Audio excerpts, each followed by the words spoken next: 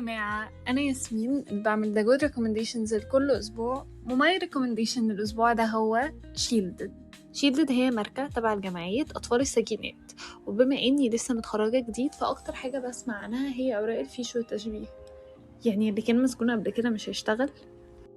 جمعية أطفال السجينات بدأت في 1990، ومن اللي احنا بنعمله إن احنا بنشتغل مع السيدات اللي خرجوا من السجن، وبنشتغل معاهم على التأهيل النفسي والتمكين الاقتصادي، ومن التمكين الاقتصادي الشؤون بتاعة شيل.